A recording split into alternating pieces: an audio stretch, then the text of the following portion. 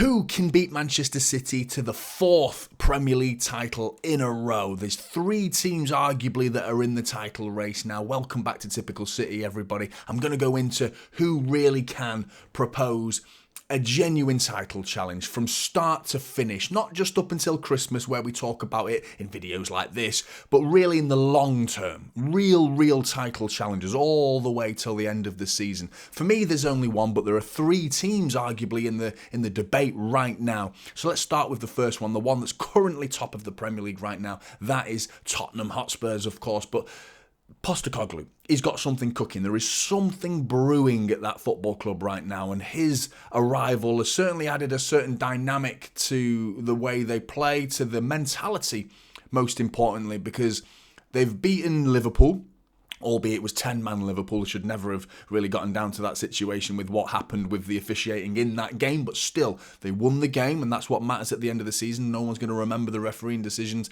not for very long anyway. Then they drew to Arsenal. Before that, it was 2-2 away at the Emirates, and that's a really impressive result. But what really impressed me is when they went down to 10 men. It's Luton at the end of the day. It was Luton, but it was a dogged result. That's the sort of performance where your heads drop. You've been sent down to 10 men, and you capitulate, you collapse, and you look at yourselves and you go, I don't really feel like it today. 10 men, we've got a job on our hands today. So I understand those sort of feelings, and that's the old Spurs. They didn't lose. They go and win the game. And albeit it was Luton, still beating anyone with 10 men is a potential title challenging performance, potentially. The question is, with this sprinkle of quality that they've got in the squad with Son and Maddison, who's been a fantastic addition to Tottenham, have they got enough in the squad depth? Because beneath that, you've got Oliver Skipp, Højbjerg, Solomon, Ben Davis, Emerson Royale. Are they going to come on when the likes of other players are either injured? Maddison, who tends to pick up an injury almost every season since he's been at Leicester, plenty of injuries in his career so far. Son as well, he picks up an injury. He's also got the Asia Cup to deal with as well. Speaking of cups, I'm going to go through all the team's cups because there's the AFCON Cups and the Asia Cup this season to deal with right in the middle of the Premier League season. So they've also got Bissouma, who's been a fantastic addition to their centre of midfield. He's going missing for a period of the season as well. So how are they going to cope? Because their centre-back partnership's been fantastic, of Romero and Van de Ven sitting alongside him. They've been done really well. They look solid. I think one makes a mistake, the other tends to back the other one up and rectify that mistake, and they've worked well together. Pedro Porro going down the right-hand side has been fantastic for Spurs. City fans will know him, coming through our academy at one point. Good player, really good player. In defensive midfield, Sarr and Bissouma, 2 solid rocks as well. And then you've got the flair and the creativity of Kulusevski and Maddison. And up top, you've got goals in Son. Can he get enough goals to win them the Premier League title? And how much will he be missed when he goes to the Asia Cup? Richarlison, for me, is a loose cannon, a problem. I don't think he's good enough. I don't think he contributes enough goals or assists. I think on his day, he's capable of doing great things. He's got a special goal in his locker. He's capable of those little magical moments. But is he going to be consistent over the course of a Premier League season? I have my doubts. I don't really think he is. I think the temperament side of his game is an issue as well. He tends to pick up yellow cards and be a hot-headed player that... Some players produce better football when hot-headed. I think he goes worse. He goes into his shell as a footballer and comes out as more of an angry individual that can let the team down at times in his performances. So I'm not convinced, but they've got no European football. They're out of the League Cup. We've seen Leicester, who had a much worse squad than what Spurs have got right now, who just waltzed to the Premier League title in the end because it was just week after week. Every week, you know your job. Next Saturday or Sunday, we're going to be playing Premier League football. We know what we have to do. And they know what they have to do week in, week out from now as well. It's not like Christmas onwards. From this point till the end of the season, Spurs have got a smooth sailing all the way to the Premier League title with only in January the FA Cup's arrival. And I wouldn't be surprised if they write it off. Because the Premier League titles, it's up for grabs. It is up for grabs for Spurs this year. If they really wanted to mount a title challenge, this could be their year. It really could. I don't think they will. I think I think Postecoglou, this is his finding his feet year. I think this will be the year where they mount a potential title challenge but fall off with 10 games to go. I think that's when we'll see Spurs capitulate and the squad will get tested and stretched and get found out. in the long run. But they're sitting top of the league right now and they're playing well in the process. Now, on to Arsenal. They're supposed to be hungry from last season. A lot of teams compare it to, and fans and pundits that I've heard speak about Arsenal compare it to the Liverpool. When Liverpool lost the title to City by 1 point, that was obviously infuriating for Liverpool, but they went all the way till the end of the season, of the previous season. And then next season, they had the bit between their teeth and they'd almost won it by Christmas. They went on an absolute barnstorming run, and that's what Liverpool did. They took us and lost the league by 1 point. I question Mikel Arteta's mentality in this situation because of last season. I think I've got the evidence to prove it, that he capitulated at the end of last season. He fell apart, losing to Forest 1-0 away, losing 3-0 at home to Brighton, and then drawing 3-3 to Southampton and celebrating last-minute equalisers like they'd won the league at that point. That's the emotional mentality of Mikel Arteta. I don't think he's there yet. Is he going to be able to surpass that? Because with 5-6 games to go, they fell apart. Not Liverpool. They took us to the final game of the season. We could chill. Against Brentford and Brighton, our last 2 Premier League games of the season, we lost one and drew the other. If they'd pushed us all the way, because we had an FA Cup final to worry about, we had a Champions League final to worry about, thank God we didn't have to worry about those last 2 Premier League games of the season. And Arsenal handed us the Premier League title by going away to Forest on Friday night and losing. That's not a proper title challenge. A title challenge is all the way till the end of the season. That's called bottling it.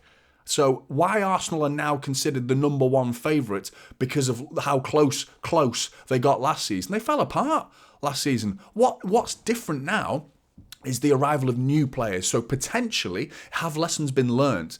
Because I saw plenty of mistakes at the end of last season. Have they learnt from those mistakes? Adding Declan Rice is a huge coup for them. I think that's massive. Going alongside Partey, he as well, AFCON Cup, he's off to the AFCON Cup. Tomiyasu, he's off to the Asia Cup. So there's 2 more players. City have none, by the way, going to the Asia Cup or to the AFCON Cup. So it's going to be interesting to see how these clubs deal with the absence of these players during those periods of time, which is 3, potentially 4 games they could be missing. And we've all seen Rodri being out for 3 games and how important that could be for Manchester City. So how could it impact their team? Because we keep talking about our players that are missing.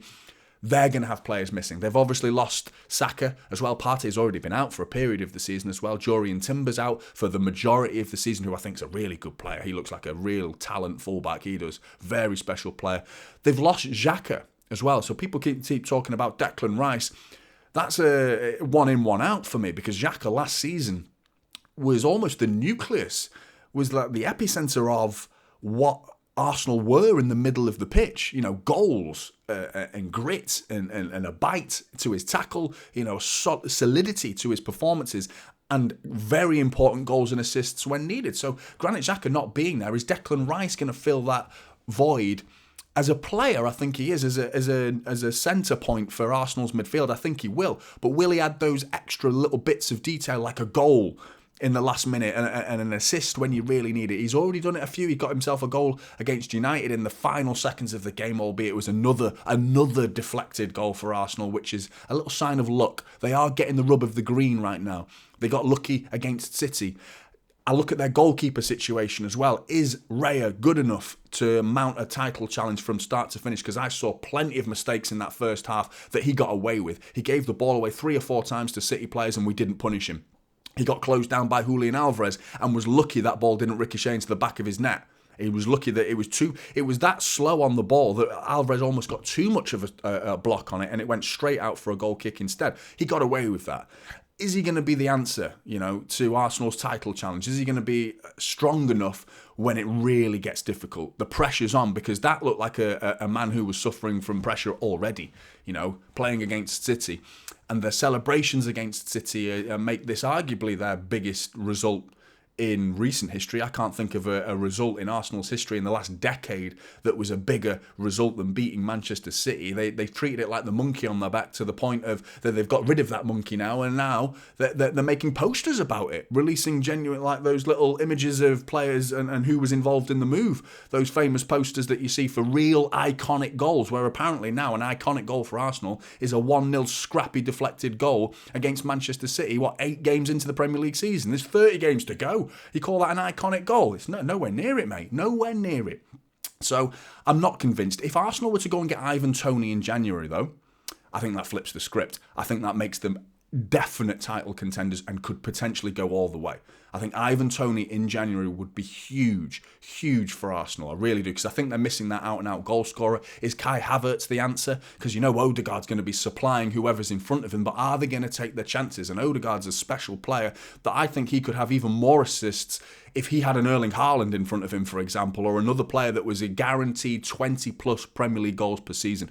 Is he going to have that in front of him? Because right now, Gabriel Jesus, City fans can testify to that, he ain't going to get you that certainty. He isn't going to provide you a guaranteed supply of goals. He's going to get you some, and some special ones in the process, but he's going to miss some sitters, real sitters, big chances that he'll miss. His versatility is good. Saka, he contributes just as much as Jesus in the goal department. Martinelli, arguably probably a touch below in the goal department, but still is going to provide goals. But they haven't got that focal point, that centre forward that is a certainty. You know, not many teams do, to be fair. We're quite privileged to have Erling Haaland.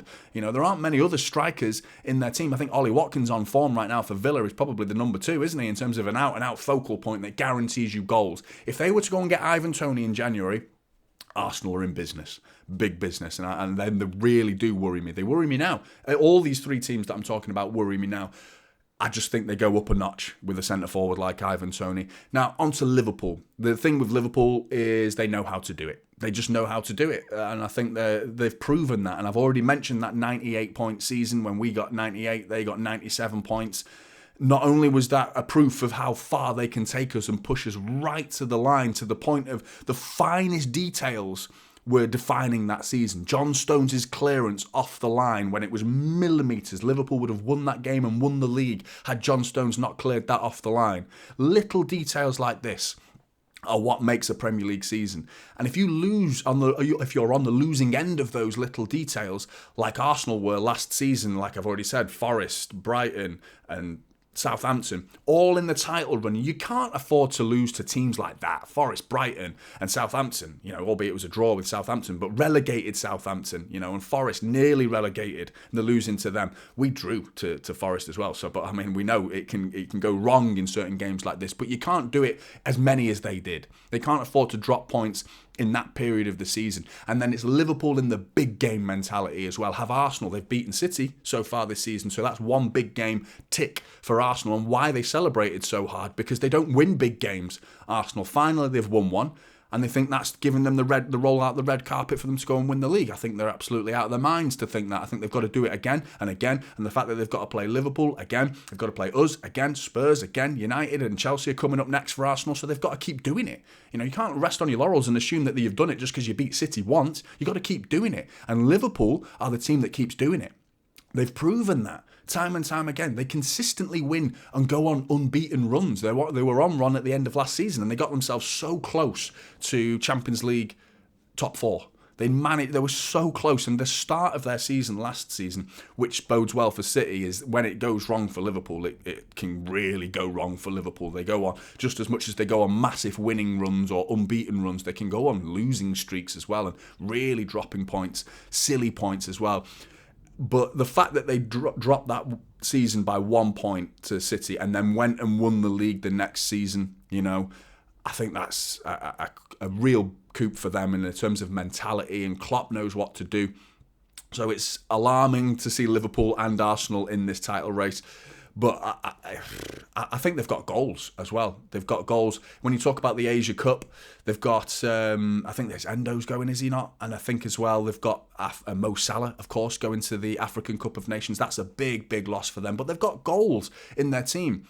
Real goals and a squad depth behind it to back it up, more so than Arsenal, and definitely more than Spurs have got, because they've got Mo Salah, they've got Darwin Núñez, Luis Diaz, but behind them, if they're not firing, they've got Gakpo, Diogo Jota, you know, so there's 5 players that are going to offer you goals, 10 goals a season, at least for all 5 of them. Obviously, Mo Salah gets closer to the 20 mark, but the rest of them are a guaranteed 10 goals a season. Darwin Núñez has started firing. You know, he's like Jesus. He misses the easy ones, but he'll score a worldie, and he's capable of doing things, and he's definitely upped his game. Last season, he was a laughing stock. This season, I think he needs to be taken a lot more seriously, Darwin Núñez.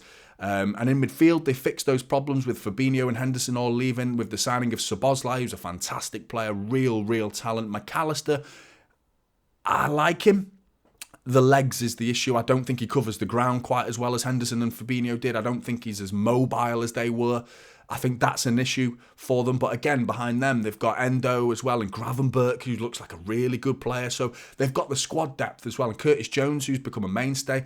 Harvey Elliott, I'm not convinced by him, to be honest. But it's at the back where I think Liverpool might get exposed, because Virgil van Dijk, is he good enough? Is he good enough for this Premier League title challenge now throughout the season? Because he's started to pick up the odd little injury here and there. He's never been the same player since that clash away at Everton, and I mean, I'm not convinced that Virgil van Dijk being the player that he once was. He almost was bordering on a flash in the pan, because it was like one unbelievable season followed by a half a season that was pretty good, and then an injury, and he's just not been the same player again. And he can't be considered one of the greats for 1.5 seasons. He's as good as he was. That was like incredible what he was doing during that short period of time. But emphasis on the word short, because it was a very short-lived period of quality. The rest of his career has not been that good. I really don't think it is. Konate, Matip as well. I think they're good players, but are they at the level to hold down a defensive partnership with Virgil van Dijk? Is Virgil van Dijk the answer? Should it be Konate and Matip instead of Virgil van Dijk? Virgil van Dijk brings the leadership as well. And then at the back, I've seen mistakes from him. You've got Alisson behind him, who's a fantastic goalkeeper. I think he's slightly overrated with his ball play, his distribution. His shot-stopping ability is probably one of the best in the world. But his distribution, I've seen him make mistakes. He makes consistent mistakes. City fans can testify that when we put 4 past them in the COVID period at Anfield. It was all down to Alisson. I've seen him give him away at King Power Stadium. Jamie Vardy getting a goal because he's giving it away. He consistently makes 1 or 2 mistakes per season that costs Liverpool points, Alisson. So I think he's a fantastic shot stopper, and he probably wins more points than he loses, but he still makes mistakes. So I'm not 100% sure they are solid enough at the back. And you've got Trent Alexander-Arnold, who people don't even want to call a defender anymore. He seems to be given this excuse now. Well, he's not a defender. Well, he's playing in fucking defence. Why isn't he doing a defender's job? Because he doesn't know how. He can't defend. The guy has no defensive awareness. He's an incredible player going forward, and his crossing ability is one of the best in the Premier League. He's up there, close to Kevin De Bruyne in terms of delivery. He's that good. But now they've tried this inverted fullback. Then you've got to question, is McAllister's legs going to be good enough to cover the space that's going to be left behind if Trent Alexander-Arnold pushes forward? I think Robertson's a very good player, but again, Liverpool at the back, not good enough at the back for me, which makes me think City still have the best chance of winning this Premier League title, and why I still put City as favourites, albeit everyone's wanking themselves silly because City have lost 3 domestic games in a row. I understand why. It doesn't happen very often, so you have to get excited. They've had very little to enjoy, these types of fans. Liverpool fans, Arsenal fans, Spurs fans. They've not had much to sing about in the last 3 years. Very little. And City have had plenty to sing about. So finally, City have shown a little sign of weakness and a little chink in our armour where we've started to not collapse, but fall down in terms of our quality, considering we got off to a great start with 6 wins out of 6, and then we've lost 3 domestic games in a row. People started to ask the questions, and rightly so. It's the nature of the beast, isn't it? That's the game we're playing, and they want to talk about these things because it excites them. It makes for exciting news. But Brighton, United, City talk about losing games as well. Pep Guardiola, the City players get interviewed, and more often than not, when they're asked about Pep Guardiola, what stands out about Pep Guardiola? And Bernardo Silva most recently interviewed saying that it's not about the times in training, and he's a nice man, of course, but it's not about the winning and the tactics. It's about when we lose. Pep Guardiola has this way about him that when we lose, we come back so hard. And now the fact that it's like an elastic band, isn't it? The more you pull it, the farther it'll ping, fire off, and the harder it'll hit back, And right now, City, we tend to lose a game, then we fire back. We lose a game, we fire back, but we've lost 3 games. So you're hoping that fire back is going to be absolutely lethal and wipe the floor with Brighton and United in the process. That's what I'm banking on. That's what I think will happen. But if it doesn't, then we are in a genuine title race, and a dogged one that might not be a typical City title race where we go on to get 90 points or close to 90 points. Or we've obviously got 100 points before, which I don't think anyone's going to be doing that anytime soon. But still, if you can get 90 points this season, I think you win the league. Because I think there's going to be so many teams taking points off each other. Arsenal have already taken points off us as well. So you talk about the dog-eat-dog world that we're living in. We could enter into that race. But if we beat Brighton and we beat United, we send that message out that we are, you might have seen us lose already, but here we are, biting back. And if we can go on a run, I think we'll still win the Premier League. Out of who I think is the most likely to challenge Manchester City and go toe-to-toe all the way till the end of the season, I have to give it Liverpool because of the know-how. Blues, get your comments in below. I really want to hear them. Who are your predicted title challengers for Manchester City? And if you're a rival fan, do you consider yourself the most likely to challenge Manchester City? Get your comments in below. I really want to hear them. Like and subscribe. Typical City is the channel, and I'll see you in the next one. This is Typical